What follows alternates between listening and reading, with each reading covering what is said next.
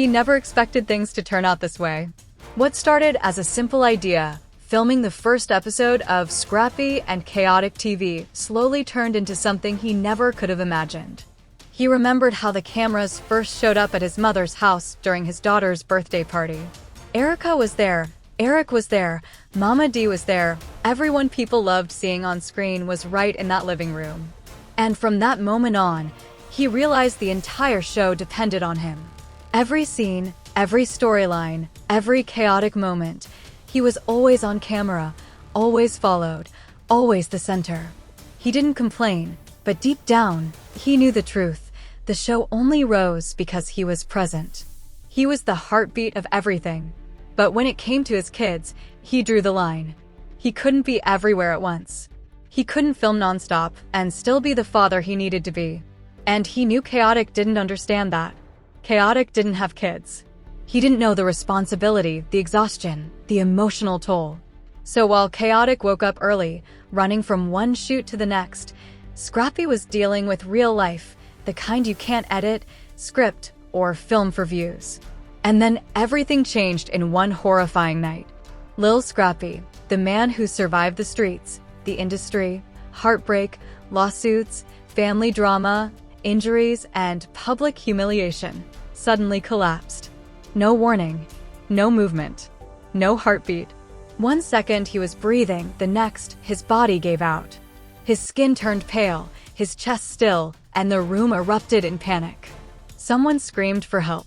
Someone dialed 911 with shaking fingers. Someone tried to wake him, but he didn't move. When the ambulance arrived, the sirens tore through the quiet Atlanta streets. Paramedics rushed him into the ICU. He wasn't conscious. He wasn't responding. He was barely holding on to life. And when Mama D burst through the hospital doors, she didn't walk, she charged. Crying, yelling, begging, demanding someone save her son. Nurses tried calming her down, but she wasn't hearing anything except the beeping monitors and the words, critical condition. But before the shock could settle, Bambi arrived and everything exploded. 2 women who loved him deeply in their own complicated, painful ways stood face to face in the waiting room, surrounded by chaos. The tension cracked like thunder. Words were thrown. Accusations were exchanged. Emotions spilled everywhere, raw and uncontrollable. And then the impossible happened. Scrappy flatlined. The alarm blared. Doctors sprinted into the room. Mama D collapsed to her knees. Bambi broke down crying. The entire hospital froze. For a moment, it felt like the world stopped breathing with him. But this collapse didn't come out of nowhere. There was a long, heartbreaking trail behind it, years of pressure, family fights, emotional wounds, and trauma that he hid from the public. People saw the TV personality, the jokes, the turn-ups, the drama, the music, but they never saw the nights he went home mentally drained, physically hurting, wondering how much longer he could keep going. They didn't see the childhood pain that shaped him, the pressure of being raised in a world of chaos, the battles with love and heartbreak, the custody fights, the financial stress, the physical injuries he never healed from, the emotional exhaustion he covered with a smile. His relationship with Bambi, highs, lows, fights, reconciliations, breakups, makeups, was a storm he navigated for years. Mama D, fierce and loyal but overwhelming, loved him loudly, sometimes too loudly. And Scrappy, caught between the two, tried desperately to hold everything together. But you can only carry so much before your body forces you to stop. And his body finally did.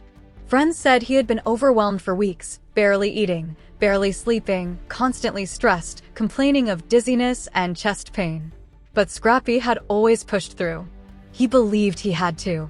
He believed if he slowed down, everything around him would fall apart. And that belief almost killed him. The night he collapsed, the people present couldn't even agree on what happened. Some said he fainted. Some said he stopped breathing instantly. Some said he had a heated emotional argument moments before. And some said he'd been ignoring serious symptoms all day. When he hit the floor, panic spread instantly. CPR attempts failed. Paramedics had to work on him on site before rushing him to the hospital. And that's when the next wave of chaos hit. Mama D learned that Bambi was notified before her. A mistake? A misunderstanding? No one knows. But to a mother in pain, it felt like betrayal. She erupted. Bambi tried explaining through tears. Security stepped in. The waiting room felt like it would explode. And all this while Scrappy was coding inside the ICU. It only got worse when the hospital social worker asked, "Who is legally authorized to make his medical decisions?" Mama D stepped forward. Bambi stepped forward, both claiming the right. And then Scrappy's sister revealed the paperwork. Erica Dixon was the primary emergency contact. The room went silent. Before anyone could react, Erica walked in, no cameras, no makeup, just a mother terrified for her daughter's father. She cried, begged for updates, and whispered, "My child needs her daddy. Please don't let him die." The tension evaporated for a moment, replaced by grief. But then the nurse revealed something chilling. Scrappy's collapse wasn't caused by one issue. It was triggered. Something emotional. Something sudden. Something stressful. Everyone in that room knew they had all played a part in the pressure he'd been under, intentionally or not. And then they found his messages from earlier. "I'm tired. Nobody sees what I'm going through. I can't keep fighting everybody." And the last heartbreaking one. "Tell my babies I love them. I'm going to try to rest." Then the first major twist dropped. Doctors discovered extreme stress levels, heart strain, organ stress, dehydration, dangerously unstable blood pressure, signs of a hidden cardiac condition, and something in his system that didn't belong there, something that may have triggered the collapse. They weren't blaming anyone, yet. But when asked who had been with him last, Bambi whispered, he wasn't alone that night. Someone was with him. Someone left before the ambulance came. Before she could say the name, a nurse sprinted toward them screaming, "Come quickly, something's happening." Scrappy's monitors were crashing. Doctors were rushing. The family ran into chaos. Scrappy's eyes opened, just for a second, and he whispered a name into the nurse's ear. The same name Bambi was trying to say. The same name tied to the mystery of why he collapsed. The nurse gasped. And then Scrappy's heart stopped again. Flatline. Doctors pushed the family away. The doors slammed shut. Silence. Shock. Fear. A name hanging in the air like a ghost. Outside the hospital, the world was spiraling. Fans panicking. Celebrities posting. Hashtags trending. Conspiracy theories exploding. Leaked videos spreading. Bloggers blaming Mama D, Bambi, Erica. The internet choosing sides like a war.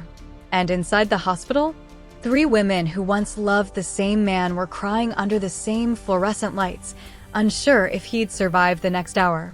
Mama D went live, breaking millions of hearts. A leaked photo of Bambi sobbing in the hallway went viral. A secret audio clip of Mama D and Bambi arguing leaked and caused chaos. Erica, despite years of tension, cried for him too. Everyone had failed him in some way. Everyone had a piece of the guilt. Everyone wanted him to live. And then the doctor delivered the final blow. The next 24 hours will determine if he survives. Just when hope began to rise, just when they thought the worst was behind them, the doctor pulled the family into a private room with a grim expression. He explained, Scrappy's collapse wasn't random. It wasn't accidental. It wasn't just stress. The tests showed something else. Something that shouldn't have been in his system. Something that may have triggered the cardiac emergency. Someone had been with him. Someone had left. Someone whose name he whispered. The same name the nurse heard. The same name nobody has revealed yet. And moments later, Scrappy flatlined again. Now the question burning through the entire situation is, who did Scrappy name before he lost consciousness? Who was with him that night? And why did they leave before the ambulance arrived? Asterisk, asterisk. Because whoever it was, they hold the key to everything. The truth is coming. The name is coming. And this story is far from over. Turn on notifications. Stay locked in. And keep praying for Scrappy. Because the fight for his life and the hunt for the truth has only just begun.